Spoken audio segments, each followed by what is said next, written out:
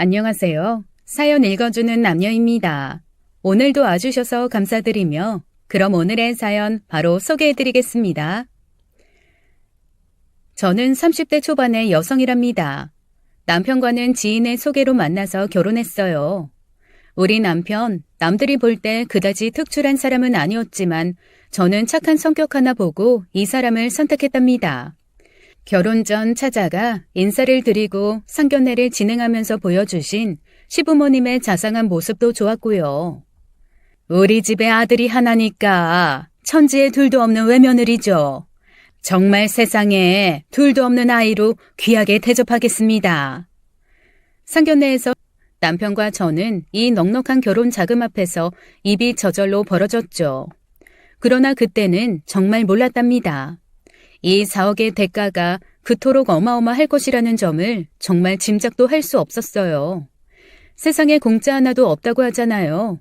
어쨌든 결혼 자금이 많았기에 신혼여행도 동남아로 넉넉한 날짜를 두고 다녀올 수 있었어요. 신혼여행을 마치고 한국에 도착하면 당연히 우리의 꿈 같은 신혼생활이 시작될 줄로 생각하고 있었죠. 그런데 신혼여행을 다녀와서 우리 친정에서 하루 자고 바로 다음 날부터 시어머니가 본색을 드러내기 시작하더라고요. 꼭두 새벽부터 전화벨이 요란하게 울려댔어요. 얘 아가, 너 우리 아들 아침은 꼭 먹여야 한다. 걔는 아침 안 먹으면 하루가 힘이 없다는 애야. 그러니 힘들더라도 아침 꼭 챙기도록 해라. 그렇다고 김치 한 쪽이랑 밥만 주지 말고 적어도 5-6가지 반찬해서 알차게 차려 먹여라. 아이고 얘, 내가 잊을 뻔했다. 아침 차리고 인증샷 찍어서 매일 나한테 보내. 신혼여행에서 돌아와서 우리 집에서 처음 자고 일어난 아침에 받은 전화치고는 정말 희한한 내용이었어요. 아침밥 차려주라는 말까지는 이해가 가지만 인증샷이라뇨. 어머니, 제가 알아서 잘 해서 먹일게요. 그런데 인증샷이라뇨? 어머님이 이 사람에 대해서 애정이 크셔서 하시는 말씀인 줄 알지만 누가 남편 아침상을 시어머니한테 사진 촬영을 해서 보내요. 그건 좀 무리일 것 같아요, 어머니. 나중에 이 사람한테 아침밥 어떻게 얻어먹었는지 말씀으로 들으세요. 너네가 조금 아까 한 말이 시집 오자마자 시어머니로서 너한테 시킨 첫 번째 일이다. 그 일에 대해서 가타부타 토를 다는 거니? 시키는 대로 인증샷 찍어서 보내라니까. 세상에, 뭐 이런 일이 다 있나요? 정말 황당하고 기가 막힌 일이 아닐 수 없었어요. 그래서 제가 약간의 타협점을 제시했죠. 어머니, 매일 아침상 인증샷을 찍어서 시댁에 보내야 하느냐고 다른 사람한테 한번 물어보세요. 다들 기막혀 할 거예요. 그치만 어머니가 인증샷을 요구하시니 오늘 아침 한 번은 앞으로 이런 식으로 아침 차려 먹인다는 의미로 한 장 찍어 보낼게요. 인증샷은 이것만 받아주세요, 어머니. 시어머니가 전화 너머로 뭐라고 떠들었는데 그 말이 하도 빠르고 소리가 커서 무슨 말인지 도대체 잘 못 알아듣겠더라고요. 4억을 턱 내주실 때는 그렇게 화통하실 수가 없더니 우리가 신혼여행을 다녀온 사이에 성격이 완전히 변하신 것 같았어요. 마치 분노 조절 장애 환자처럼 화가 난 것을 다스릴 줄 모르는 사람 같더라고요. 시어머니 덕분에 새벽에 일어나게 된 저는 피로가 풀릴 사이도 없이 시어머니 말씀대로 아침상을 잘 차렸죠. 반찬을 거의 7-8가지를 줘. 그리고 제가 워낙 단호하게 인증샷에 대해서는 하루만 찍어 보내겠노라고 했기 때문에 더 이상 요구해봤자 별 효과가 없을 것이라고 생각했나 봐요. 그 다음부터 인증샷을 보내라고 강하게 주장하시지는 않으셨답니다. 이렇게 해서 아침상 인증샷에 대해서는 우선 저의 승리로 끝났다고 생각했죠. 세상에 아침마다 상차림을 사진을 찍어 시댁으로 보내라니 제 성격이 편안한 성격이라 그렇지 보통 사람 같으면 부부싸움이 대판 벌어졌을 거예요. 아마. 그런데 시어머니의 간섭은 아침상 인증샷 요구로 끝나지 않았답니다. 이제 끝났나 보다고 생각하고 있는데 이틀 정도 있다가 시어머니에게서 다시 전화가 왔어요. 걔는 초등학교 때부터 하루에 한 팩씩 우유를 꼭 먹였다. 그러니 너도 잊지 말고 우유 배달 시켜두고 나가더라도 꼭 들려내보내라. 만일 잊고 나갔으면 네가 가져다 주도록 하고 빠뜨리면 안 된다. 걔가 지금까지 감기 한 번 앓지 않고 건강하게 자란 게 다 그 매일 먹는 우유 덕분이야. 그러니 잊지 말고 꼭 챙겨라. 이건 내가 우리 아들 통해서 불시에 확인할 거야. 갑자기 웃음이 나오더라고요. 우유라니요. 성장기 아이도 아니고 우유를 하루에 한 팩씩 먹이라니 갑자기 픽하고 웃음이 난 것도 무리는 아니었어요. 우유, 성장기 아이들에게는 꼭 필요한 식품이죠. 하지만 성인에게는 반드시 좋은 것은 아니라는 보고도 있더라고요. 일단 소화장애를 가져올 수 있다는 보고를 뉴스에서 들은 기억이 났어요. 이 얘기를 시어머니에게 하고 싶었죠. 그러나 지난번 인증샷도 매일 보내라는 것을 하루만 보내는 것으로 잘 넘어갔었잖아요. 그런데다가 이것마저 못하겠다고 해서 시어머니가 대노하시면 그건 결국 제 손해라는 생각이 들더라고요. 그깟 우유 배달시키던가 짝으로 사다 두던가 해서 매일 하나씩 먹이기만 하면 될 거 아니겠어요? 아무 소리 없이 네 그렇게 하겠습니다 하고 우유건은 넘어갔죠. 단 이 두 가지 사건으로 저는 시어머니가 보통 시어머니가 아니라는 것을 알 수 있었고 결혼 생활이 앞으로 험난할 것임을 예상할 수 있었답니다. 어느 날 밤에는 또 갑자기 전화를 하셔서 저더러 나가서 사과를 사오라는 것이었어요. 이 밤중에 웬 사과냐고 묻자 시어머니는 하루에 사과 한쪽 먹는 것이 웬만한 보약 못지않다는 보도를 뉴스에서 보셨다는 것이었죠. 어머니, 저도 평상시에 뉴스도 잘 보고 이 책 저 책 보면서 건강식을 챙기려고 하는 편이에요. 하지만 과일을 밤에 먹는 건 당분 때문에 살이 찔 가능성도 있고 소화에도 좋지 않다고 들었어요. 차라리 내일 사서 그 다음날 아침부터 한 쪽씩 먹여서 내보낼게요. 그러니 오늘만 그냥 넘기시고 내일 모레부터 하는 걸로 해요. 네? 너 도대체 이 시애미를 뭘로 하는 거야? 이 시애미를 일자무식으로 하는 거에 있는 모습이 눈에 선하더라고요. 그러나 저에게 화를 내시는 것은 참을 수 있지만 친정을 불필요하게 거론하시는 것에 대해서는 성격 좋은 저도 기분이 참 나빴답니다. 친정에서 그런 식으로 교육시키냐는 시어머니의 말은 아주 기분 나쁘게 제 가슴에 남아버렸죠. 그리고 시어머니는 당장 사과 사러 나가지 않는다고 전화를 끊지도 않고 계속 저를 야단치시는 거였어요. 여전히 과다하게 화를 내면서 빠른 말투에 큰 목소리 알아들을 수가 없었죠. 우리 시어머니 정말 장난 아니죠? 아까도 말씀드렸지만 결혼 생활 앞으로 정말 험난할 것 같은 느낌이 드네요. 아무튼 귀가 아프도록 시어머니의 화가 난 목소리를 듣고 난 다음 날 집에 손님이 찾아왔답니다. 바로 남편의 여동생인 시누이였어요. 시자가 들어가는 사람들에 대해서 한국 여자들이라면 누구나 경계심이 발동할 거예요. 시누이가 우리 집에 오겠다는 전화를 했을 때 저 역시 그랬답니다.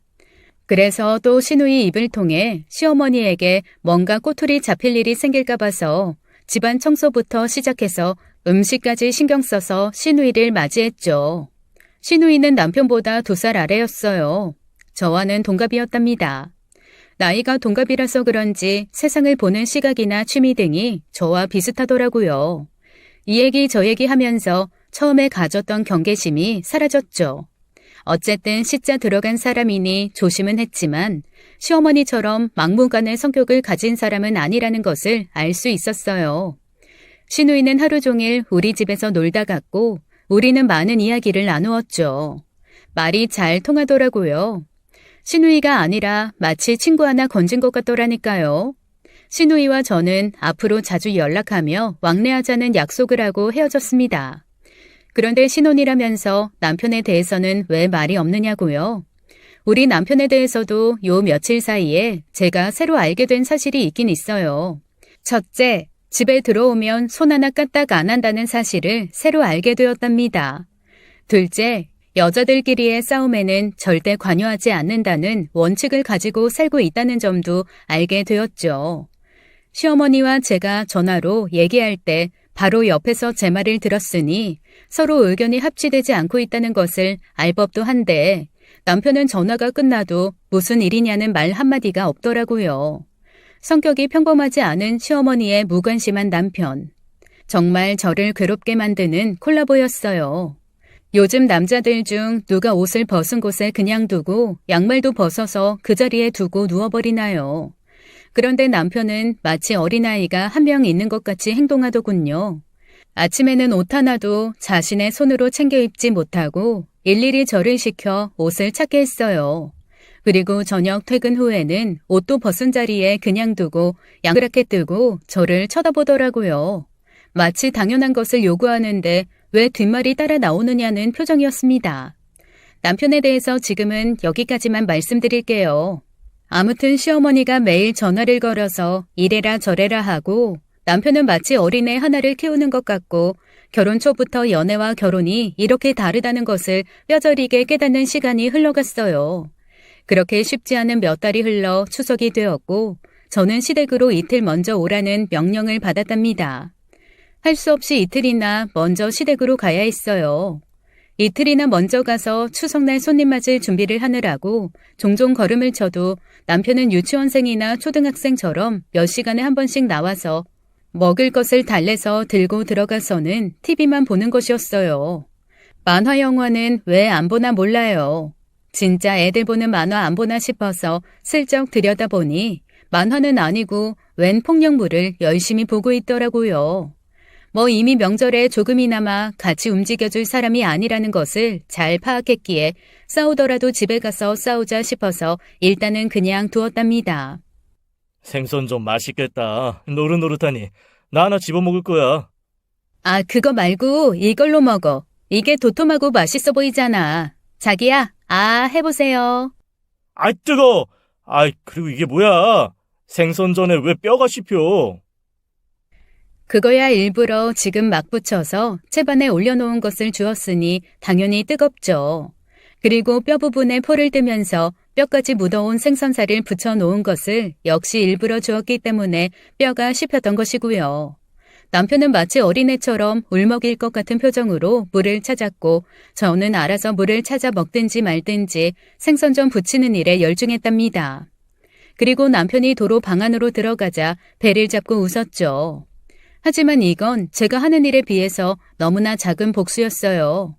시어머니는 제가 도착하자마자 앉지도 않았는데 어마어마한 식재료들을 제 앞에 펼쳐놓으며 이게 다 제 할 일이라고 하시더군요. 전만 해도 5-6가지를 부쳐야 했고 그 양도 상상을 초월하는 것이었어요. 심지어 요즘 웬만한 집에서는 다 사다 먹는다는 떡까지 직접 만들라고 하더라고요. 또 이 집 조상님들은 죄다 살아생전 배고프게 사시다가 돌아가셨는지 정말 많은 양의 음식을 차례상에 올리더군요. 그게 이 집안의 전통이라나요? 준비할 음식의 가짓수도 가짓수였지만 양이 많아서 정말이지 너무나 힘이 들었죠. 추석 당일이 되자 손님들이 몰아닥치기 시작했어요. 웬 친척이 이렇게도 많은지 음식을 차려내도 끝이 없을 정도로 하루 종일 사람들이 몰려왔답니다. 도대체 왜 명절 손님들은 함께 오질 못하는 것일까요? 한 팀 먹여서 보내고 설거지까지 맞춰놓으면 또한 저는 시누이가 하도 서둘러대니까 영문도 모른 채 옷을 갈아입었죠. 시누이 왈 아주 비싼 공연에 가기로 친구들과 예매를 했는데 같이 갈 친구가 펑크를 내서 너무나 아깝게 되었다는 것이었어요. 비싸서 그냥 버릴 수도 없으니 저더러 얼른 같이 가자는 것이었죠. 저야 물론 땅 잡았죠. 일단 이 끔찍하도록 많은 일에서 해방될 수 있었으니까요. 시누이는 제가 숨 쉴 시간조차 안 주고 저를 재촉했고 시어머니가 뭐라고 말릴 틈도 없이 무슨 형사가 범인 연행하듯 저를 끌고 밖으로 나가는 것이었습니다. 나가서도 제 손을 잡고 아마 100m가량은 계속 뛰었을 거예요. 그렇게 집에서 멀어지자 시누이가 뒤를 돌아보며 안도의 한숨을 쉬더라고요. 언니, 이쯤 되면 아무도 우리 못 보겠죠? 영화도 아니고 공연이라고 했으니 한 3시간 이상 시간 번 거예요. 거기다 가는 시간 1시간은 또 일 안 해도 되잖아요. 우리 그 3시간 동안 뭐 할까요? 너무 많이 먹으면 티나니까 맥주 한 병 정도씩 나눠 마시면서 얘기나 할까요? 알고 보니 혼자서 너무나 많은 일에 시달리는 저를 보고 시누이가 꾀를 낸 것이었어요. 명절일에 완전히 파김치가 되어 있던 저는 시누이의 착한 배려에 눈물이 다 나더라고요. 아가씨, 정말 너무나 고마워요. 그러지 않아도 조금만 지나면 죽겠구나 싶을 정도로 힘들었거든요. 아가씨가 안 구해줬으면 나 정말 죽었을지도 몰라요. 신우이 덕분에 그렇게 3시간 이상 허리를 펼 수 있었답니다. 우리 시댁의 그 어마어마한 명절나기는 어쨌든 끝이 나고 이 일을 계기로 저와 신우이는 아주 친한 친구처럼 지내는 사이가 되었어요. 그런데 신우이가 이렇게 행동을 한 데는 이유가 있더군요. 명절을 보내고 얼마 안 지나 신우이가 집에 왔기에 나가서 본격적으로 한잔하면서 이야기가 시작되었죠. 알고 보니 시어머니의 아들, 딸 차별이 장난이 아니었어요. 요즘 세상에도 이런 사람이 있나 싶을 정도로 차별이 심했더라고요. 엄마, 우리 내일 소풍이야. 내가 며칠 전부터 말했으니까 엄마 알지? 뭐 소풍? 네가 언제 말했니? 하나도 준비 못했다 얘. 네 오빠는 분명하게 말해서 오빠 소풍거리들은 다 준비해놨지만. 엄마는 같은 학교인데 같은 날 소풍 가잖아. 그런데 왜 오빠 것만 준비하고 내 건 준비 안 했어? 몰라. 나 소풍 가고 싶단 말이야. 그거야 네 잘못이지. 김밥도 2인분만 쌀 수 있도록 준비해놨으니까 네 건 없어. 왜냐면 네 오빠가 겁이 많아서 혼자 못 가잖니. 나는 네 오빠 따라가야 하니까 2인분 다 오빠한테 써야 돼. 그 대신 넌 그냥 밥 싸가지고 가. 집에서 먹는 반찬 몇 가지 같이 싸줄 테니까. 엄마는 소풍날 그냥 밥 싸가지고 오는 사람이 어딨어. 몰라. 나 창피해서 소풍 안 갈래. 춥게 보인단 말이야. 돈이 있으면 왜 안 사주겠니? 너야 자라서 시집을 가버리면 남의 집 사람 될 거지만 오빠는 우리 집을 이끌어갈 사람이잖아. 이 엄마 아빠가 늙어서 경제활동을 못하게 되면 다 오빠가 먹여 살리게 될 거야. 그러니 뭐든지 오빠한테 양보하는 마음을 가져야 돼. 신우이는 중학교 시절, 고등학교 시절까지도 남편이 입던 옷을 물려받아 입고 자랐다고 하면서 약간 눈물을 비치더군요. 그런데 아가씨, 아들이 그렇게 귀하면서 며느리는 왜 귀한 줄을 모르시는 걸까요? 분가에서 살지만 거의 같이 사는 것과 마찬가지로 참견하시면서 시집살이 시키세요. 신우이에게 아침밥 인증샷 사건, 우유와 사과 사건 등 제가 겪은 일들을 이야기해 주었어요. 신우이는 별로 놀라지도 않더군요. 그럴 줄 알았다는 것이었어요. 시어머니는 오직 제 남편, 그 아들 하나밖에 모르는 사람이라는 것이었죠. 아가씨, 이런 적도 있었다니까요. 오빠가 집에 들어오기 전에 어머님 댁으로 먼저 간 적이 있었나 봐요. 그런데 양복이 불편하니까 아버님 옷으로 갈아입다가 어머니가 오빠 속옷을 보셨던 모양이더라고요. 그날 득달같이 저한테 전화하셨어요. 왜 그런지 아가씨가 더 잘 알죠? 알죠. 우리 엄마 오빠 옷은 속옷까지 다 다려 입히시잖아요. 언니 오빠 속옷 안 다려 입혔구나? 우리 엄마가 그걸 알았으니 난리가 날 밖에요. 오빠 옷은 저한테도 손을 못 대게 하셨어요. 다 손수 빨고 다리고 개고 혼자 관리 다 하셨어요. 도대체 왜 그렇게까지 하는지 알 수가 없어요. 그리고 언젠가 또 이런 일이 있었죠. 마트에 갔는데 마침 시어머니가 전화를 하셨더라고요. 어디냐고 하셔서 마트라고 했더니 또 그 인증샷 이야기를 꺼내시는 거였어요. 장본 것을 다 풀어서 촬영해서 보내라는 것이었죠. 아들이 먹을 만한 것을 샀는지 어쨌는지 보시겠다고요. 이 이야기까지 신우이에게 들려주었답니다. 신우이는 자신의 엄마지만 정말 예측 불허이면서도 오직 하나밖에 모르는 인물이라고 했어요. 시쳇말로 정말 아들한 시어머니가 아닐 수 없었죠. 신우이와 저는 가끔 만나서 시어머니에 대한 뒷담화를 하면서 스트레스를 풀곤 했답니다. 시어머니는 지치지도 않고 매일 전화로 아니면 불시에 찾아와서 시집살이를 시키고 남편은 싸움이 나건 말건 관심도 없었죠. 애초에 생각한 결혼이라는 것과는 너무나 다른 나날이 그래도 흘러갔답니다. 우리가 결혼한 지 1년이 되었을 무렵 우리 신우이가 드디어 결혼을 하게 되었어요. 신우이가 결혼하게 되었다는 이야기를 들었을 때 한편으로는 너무나 기뻤죠. 그러나 또 한편으로는 시집을 가면 이제 저하고 술 한잔하면서 시어머니 뒷담화를 하기는 힘들어지겠구나 하는 생각에 섭하기도 했답니다. 신우이의 결혼 문제 때문에 온 식구가 한자리에 모였죠. 신우이는 우리 남편, 즉 신우이의 오빠가 결혼할 때 얼마를 지원받았는지를 다 알고 있었어요. 시어머니가 특히 우리 친정 쪽을 향해 큰 소리를 치면서 얼마를 결혼 자금으로 내놓았는지를 떠벌렸기 때문이었죠. 오빠의 40분의 1밖에 안 되는 결혼 자금을 받은 신우이. 그렇잖아도 차별에 서럽게 자란 시누이라는 것을 알았기에 제가 마음이 아파서 시누이의 눈치를 살폈습니다. 하지만 시누이의 표정에는 변화가 없더군요. 평생 차별을 받으며 자랐기에 기대도 안 하는 것 같았어요. 비록 아들과 비교할 때 말도 안 되는 액수의 결혼 자금을 내놓았지만 아가씨가 별 문제를 삼지 않았기 때문에 여기까지는 집안이 조용했어요. 그런데 시어머니가 술을 홀짝홀짝 마시기 시작하셨죠. 제가 생각하기에도 적지 않은 술을 마신 시어머니가 갑자기 신세 한탄을 시작하더군요. 우리 아들 말이야. 그 정도면 좋은 혼처에 결혼시킬 수 있었을 텐데 말이야. 내가 아주 후회 막급이야. 꺽. 훨씬 더 좋은 곳에 장가갈 수 있는 놈인데 말이야. 취중 진담이라는 말이 있죠. 더 좋은 혼처요? 그렇다면 우리 집이 나쁜 혼처라는 것인가요? 신혼 초에도 친정에서 교육을 어떻게 받았느니 해서 제 기분을 상하게 만든 시어머니였어요. 이번에도 친정과 관련한 이야기였기에 제 기분이 정말 많이 상했답니다. 제 기분은 이렇게 완전히 상해버렸고 시어머니는 이어서 또 한 사람의 기분을 망쳐버리는 망언을 하시고 말았어요. 장가 미천이라도 더 보태줬어야 했는데 그걸 못해줘서 그것도 마음에 남고 말이지. 아무튼 난 아들에 대해서는 미안한 게 너무나 많다니까. 이 말에는 차별에 익숙해진 시누이의 표정도 확 달라졌답니다. 아들의 결혼자금으로 4억을 주었으면서도 자신에게는 1,000만 원만 건네는 엄마라뇨. 그것도 그냥 참고 넘기려는데 장가 미천을 거기서 더 보태주었어야 한다니 얼마나 기분이 상했겠어요. 결국은 시누이가 폭발했죠.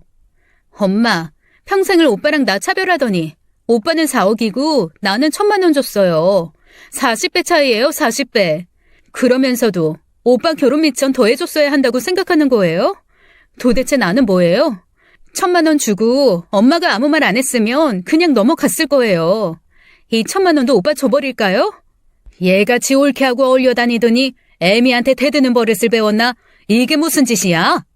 엄마 모처럼 기분 좋게 술 마시고 취하는 중인데.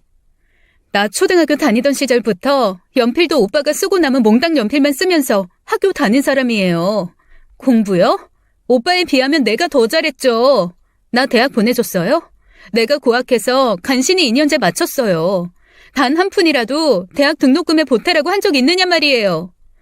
아니 내 돈 내 맘대로 쓰겠다는데 네가 건방지게 웬. 그런데 문제는요. 한 사람은 넘치게 받고 한 사람은 남의 집살이 하는 것처럼 자랐다는 게 문제라는 거라고요. 1,000만 원이요? 저 감사하게 받으려고 생각하고 있었어요. 오빠한테 4억 주신 거 불만 없었어요. 문제는요. 액수가 문제가 아닌 거예요. 도대체 오빠랑 제가 뭐가 그렇게 달라서 그렇게 일생을 차별하시는 거예요? 똑같이 엄마가 낳은 자식이잖아요. 시누이는 아주 이 기회에 서러웠던 일을 다 털어놓으려는 것 같았답니다. 저는 속으로 잘한다 잘한다 하고 응원하고 있었죠. 이때 우리 남편의 진가가 나타났어요. 슛! 골이! 아이씨, 골이 아니잖아. 이 자식들. 축구를 어떻게 배운 거야 도대체? 다시 슛! 정말 축구 못 봐주겠네. 저건 감독놈이 잘못 가르치고 있는 거라니까. 참 제때에 제대로 활약하고 있는 남편이었어요. 이 와중에 TV가 눈에 들어오는 것부터가 이상한 것 아닌가요? 도대체 유치원생만큼도 분위기 파악을 못하는 남편 때문에 오히려 제가 다 부끄럽더라니까요. 오빠가 이렇게 멍청한 짓을 하고 있는 중에 시누이는 이제 할 말을 다 했는지 눈물을 닦으며 일어서더라고요. 엄마, 나 이제 이 집에 다시는 발 안 들여요. 이걸로 엄마랑 내가 보는 일이 마지막이면 좋겠어요. 제가 저축한 돈으로 결혼할게요. 2,000만 원 오빠 군것질 값으로 주세요. 그리고 결혼식장에도 오시지 마시고요. 엄마 없는 셈 칠 거니까. 그럼 못 만나더라도 만수무강하세요. 안 오면 누가 무서워한다디? 찰됐구나. 네 결혼식 날 그렇잖아도 나가봐야 할 모임이 있었는데 말이다. 시어머니는 말만 이렇게 하시는 것이 아니라 시누이의 결혼식에 정말 가지 않으려고 하셨답니다. 하지만 시아버지가 간절하게 설득하셨죠. 저도 거의 빌다시피 참석은 하시라고 말씀드렸고요. 철없는 남편만 여동생 결혼식에 엄마가 가건 말건 무관심으로 일관했죠. 그렇게 끌어모시다시피 결혼식에 모셔갔답니다. 그런데 정말로 결혼식에 참석만 하고 휙하니 가버리시더라고요.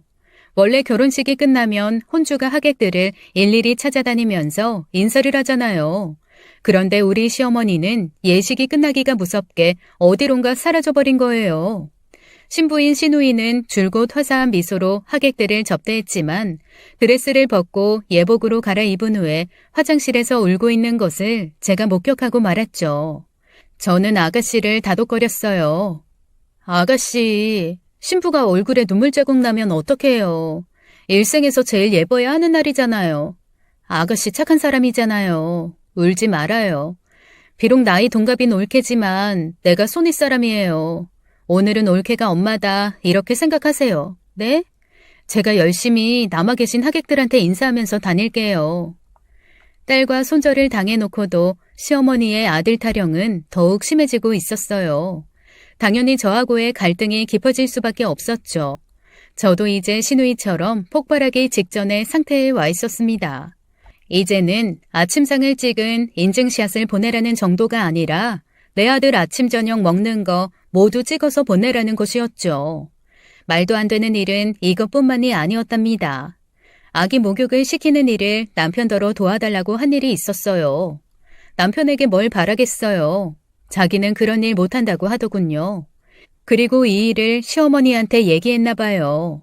시어머니가 마치 저를 잡아먹으려는 사나운 맹수처럼 밤늦게 우리 집에 들이닥쳐서 자기 아들에게 그런 일 시키지 말라고 사태질까지 하면서 야단을 치시더라고요. 뭐? 우리 아들더러 애 목욕을 시키라고 했어? 걔 손에 물 닿는 거 싫어서 세수까지 오래도록 내가 시켜서 키운 아이다. 그런 애한테 애 목욕을 시키라고 했다고? 너는 도대체 뭘 하러 시집을 온 거야? 남편 밥상 차려 인증샷 보내라고 해도 나 몰라라. 속옷 타려 입히라고 해도 그것도 제대로 안 하는 것 같지? 애 목욕 하나 혼자서 못 시켜서 도대체 너 뭐 하는 애야? 세수까지 오래도록 시켜서 키웠다니 그걸 도대체 자랑이라고 말씀하시는 건지 알다가도 모르겠더군요. 어머니, 저 사람 어린애 아니고 성인이에요. 이제 자식까지 본 사람이잖아요. 자식은 저 혼자 낳아요? 둘이 같이 책임져야 할 자식이에요. 제가 저 사람 회사에서 일하고 있는데 불러들여서 목욕 도와달라고 한 것도 아니잖아요. 할 일 없이 TV 보고 있는 사람더러 갓난 자식 목욕시키는 일 좀 도와달라고 한 게 그게 그렇게 문제가 되나요? 이때 뭐가 불편했던지 아기가 울기 시작했답니다. 아기 울잖아. 나 지금 어머니하고 얘기 중이고. 애 좀 달래. 젖병에 우유 있으니까 입에 물려주고. 이 와중에 아이가 울면 남편이 얼른 일어나야 하는 것 아니겠어요? 아기가 우는데도 여전히 남편은 TV에만 눈길을 주고 있었죠. 제가 우는 아이를 안고 얼러가면서 어머니와 언쟁을 해야 했어요. 우리 아들은 다른 애들하고는 차원이 다르게 귀하게 자란 아이다. 네가 남편한테 맞춰. 너 지금도 우리 아들한테 일 시키고 있지 않니? 그리고 아침 저녁상 인증샷 보내라는데 왜 안 보내는 거니? 또 반항이야? 저희 독립해서 사는 성인들이에요. 뭘 먹건 어떻게 먹건 저희들 책임이고 저희들이 알아서 할 일이라고요. 그걸 왜 어머님께 매 끼니 보고를 드려야 하는 건지 저 정말 모르겠어요. 어머니 이렇게 하시려면 저 사람 결혼시키지 말고 데리고 사셨어야 옳아요. 근데 분명히 결혼시키셨죠? 그럼 아무리 사는 게 궁금해도 참으세요. 저하고 저 사람을 믿으시라고요. 그게 어머니를 위하고 저와 저 사람을 위하는 길이에요.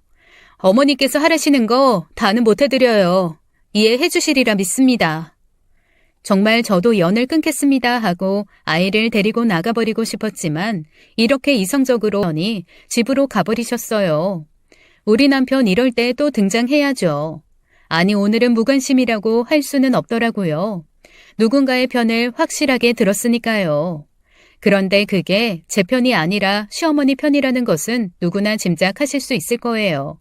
뭐 당연히 시어머니 편을 들겠죠. 시어머니 말씀대로 되어야 자신이 편하니까요. 결혼 초부터 꾸준히 이어진 남편의 집안에 대한 무관심, 아니 무관심을 떠난 무책임에 점점 커지는 남편에 대한 실망감. 이제는 그 실망감 때문에도 저는 폭발하기 일보 직전에 있었어요. 그러던 어느 날이었어요. 남편이 회사에서 야근으로 늦는다는 연락을 해왔더라고요.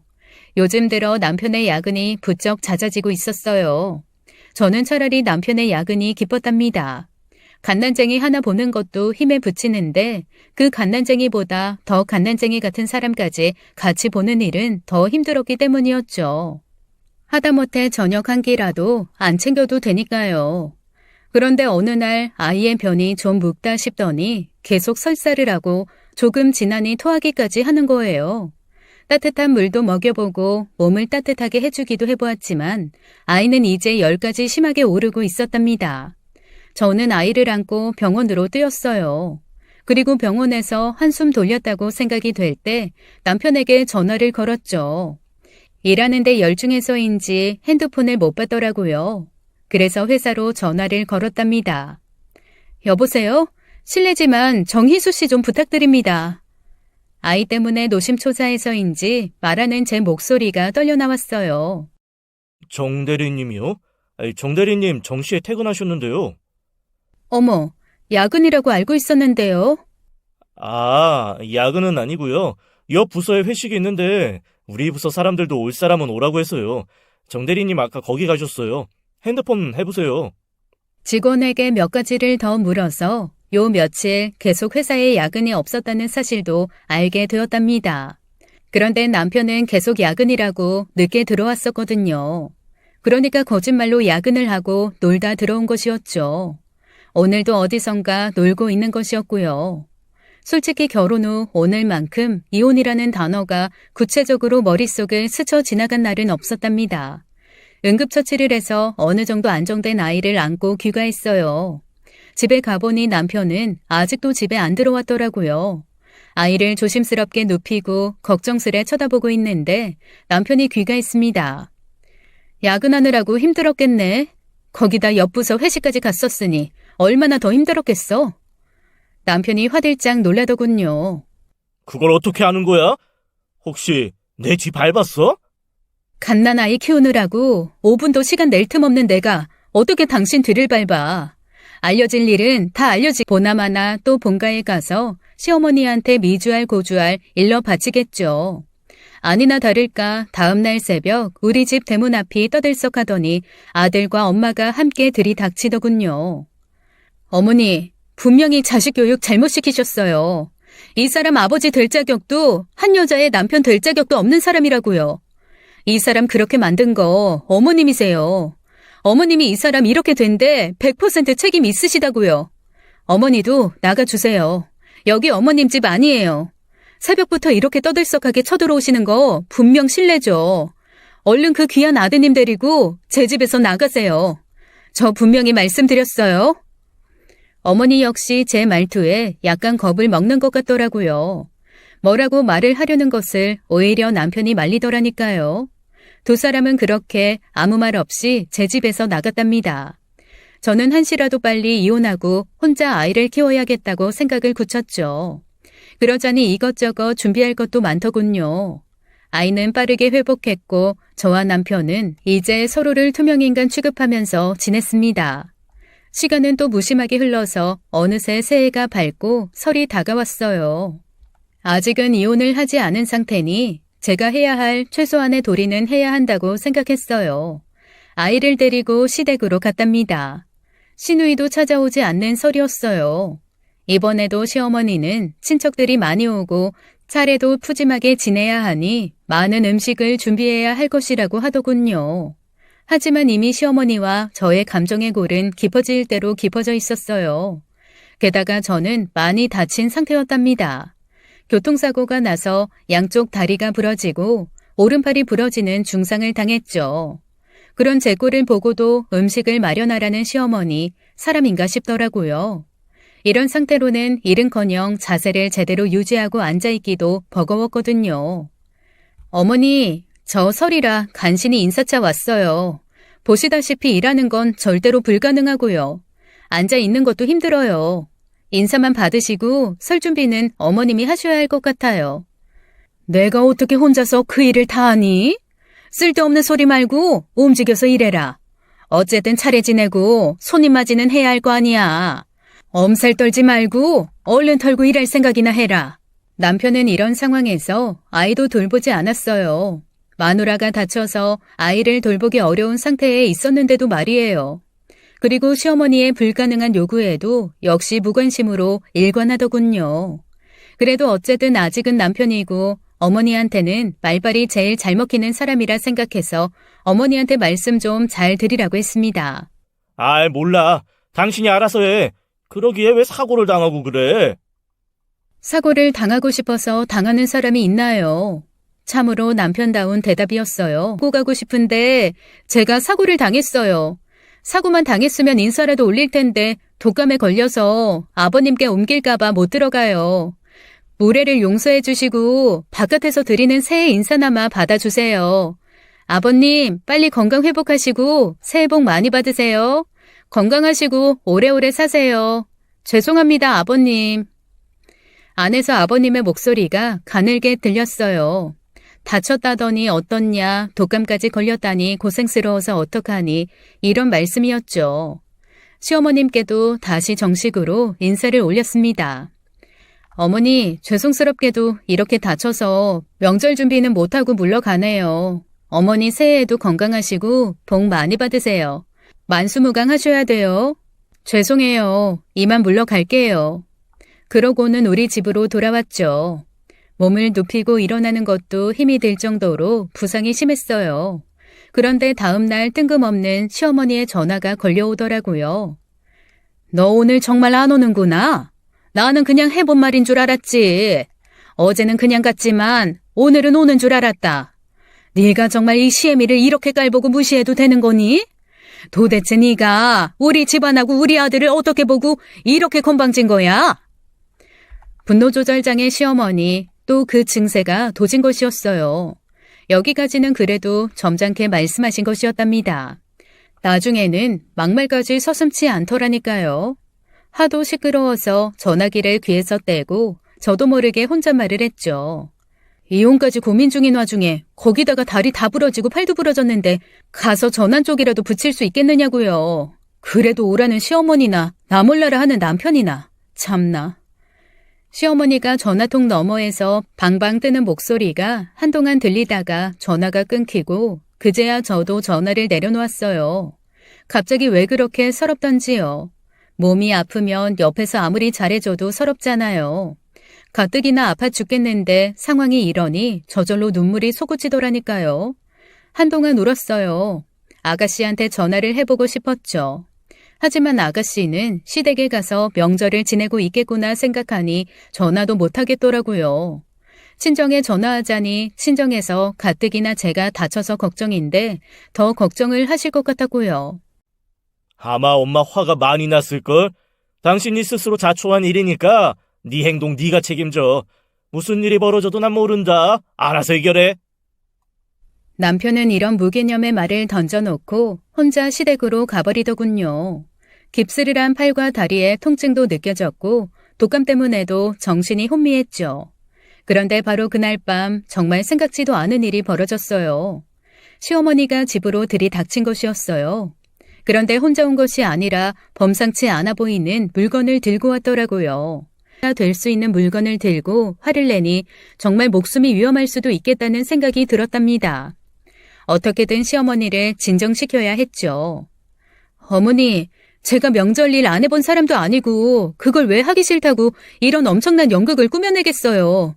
정이 못 믿으시겠다면 저 진료받은 병원에서 진단서라도 떼어다 보여드릴게요.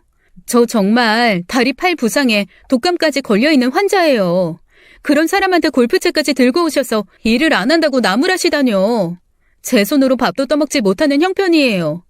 어머니, 여기서 더 하시게 되면 선 넘게 되시는 거예요. 제발 진정하시고 그만하세요. 진정하라고?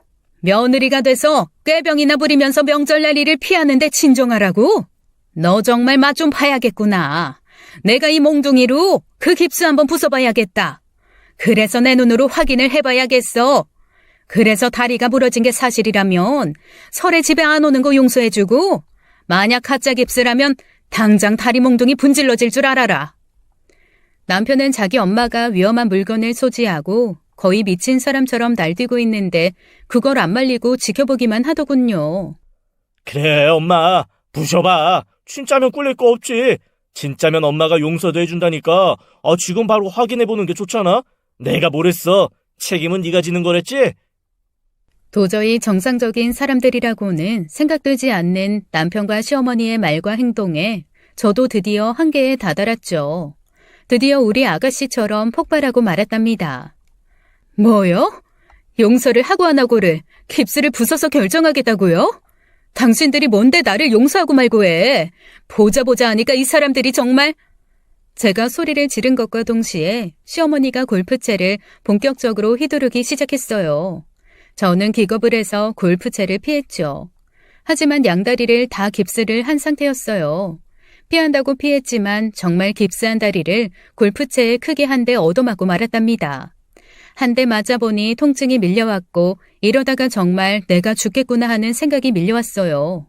죽을 힘을 다해서 닥치는 대로 휘두르는 시어머니의 골프채를 피했죠. 시어머니는 이제 완전히 이성을 잃은 것 같았어요. 정말 저를 집요하게 쫓으면서 골프채를 휘두르더라고요. 그런데 죽을 힘을 다해 골프채를 간신히 피하던 중 정말 생각지도 못한 사고가 발생했답니다.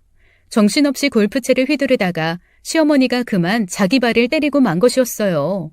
이거야말로 아주 멋진 헛스윙이었죠. 발가락 골절이 왔던 모양이더라고요. 골절로 인한 고통에 시어머니는 더 화가 나서 소리를 지르면서 여전히 골프채를 휘둘렀어요. 그리고 다음번에 일어난 사고는 정말 대형 사고였답니다. 시어머니가 휘두르던 골프채가 옆에서 구경만 하던 남편의 뒤통수에 맞은 것이었어요. 남편이 그 자리 뭐냐? 나 다친 거 타고 우리 아들 쓰러진 거 다 네가 책임져.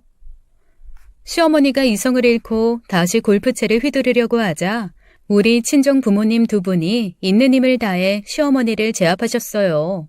시어머니는 이거 놓으라며 고래고래 동네가 떠나갈 듯 소리를 지르더군요.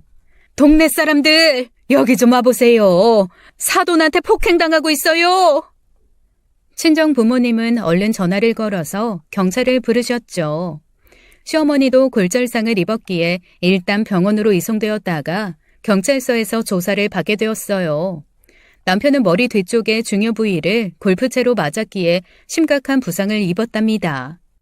아마 이 상태라면 앞으로 12살 정도의 지능으로 살아갈 수밖에 없습니다. 가족들이 각오하셔야 될 겁니다. 자신의 힘으로 할 수 있는 일이 많지 않을 거예요.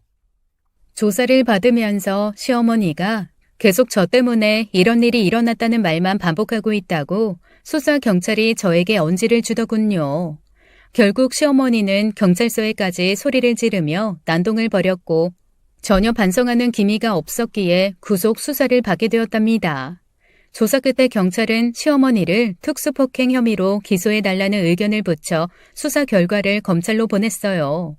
특수폭행이라는 것은 그냥 일반적으로 때리거나 물건을 부수는 정도를 넘어서 위험한 물건을 소지하여 폭행의 죄를 범하거나 다중의 위력을 보일 때 성립하는 범죄라고 경찰관이 설명해 주더군요.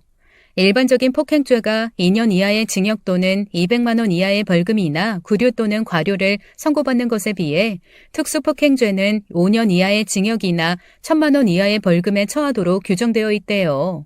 스마트폰까지도 단단한 물건이기 때문에 그것을 사용하여 폭행이 이루어졌을 때 특수폭행이라고 한다니 골프채야 말하면 뭐하겠어요. 재판이 시작되었고 시어머니는 여전히 뉘우치는 기미가 없었습니다. 재판에서 뉘우치는 기미만 역력해도 형을 많이 감해준다고 알고 있어요. 시어머니가 저지른 범죄의 결과가 중하고 뉘우치는 기미가 없다는 것을 이유로 들어서 재판부는 시어머니에게 2년의 징역형을 선고했답니다. 재판 과정에 시누이도 증인으로 나와 저에게 유리한 진술을 해주었어요. 여기에 더해 이제 12살의 지능을 가지게 된 남편이 법정에 불려나와 어눌한 말투로 증언을 하게 되었죠. 이제 누구 편을 들어야 하는지도 판단을 못하게 된 남편이었어요. 재판부는 지능 상태를 들어 남편의 진술을 증거로 삼지는 않았지만 참고사항으로 채택했죠. 우리 엄마, 벌 주세요. 큰 벌 주세요. 나 단단한 막대기로 때렸어요. 나 아파요. 시어머니는 결국 그렇게 싸고 돌던 남편의 인생을 망쳐놓고 자신의 인생까지 망치고 말았답니다. 모두 자업자득이어졌고 저는 바로 이혼 신고를 했답니다. 그리고 어느 날 호젓하게 생각에 잠겼어요. 전 우주를 다 준데도 바꾸지 않을 소중한 제 아들을 잘 키울 일이 이제부터 제가 해야 할 가장 중요한 일이었죠. 세상을 살면서 그저 사람한테 한번 치였다고 생각하고 지난 일을 잊으려고 많이 노력하고 있어요. 그렇지만 우리 아가씨하고는 자주 연락을 한답니다. 아가씨는 여전히 친정하고 손절한 상태를 유지하고 있었어요. 재판을 거치고 이런저런 일을 정리하는 동안 제 부상도 말끔히 나았죠. 오늘 아가씨하고 술 약속이 있답니다. 만나서 그저 소박하게 서로 어떻게 사는지 이야기를 나눌 생각이에요. 아이를 위해서라도 씩씩하게 살아가기로 여러분들 앞에서 다짐하면서 오늘의 사연 여기서 맺을게요. 끝까지 들어주셔서 감사합니다. 지금까지 사연 읽어주는 남녀였습니다. 끝까지 시청해주신 여러분 감사드리며 저희는 다음 사연으로 돌아올게요. 감사합니다.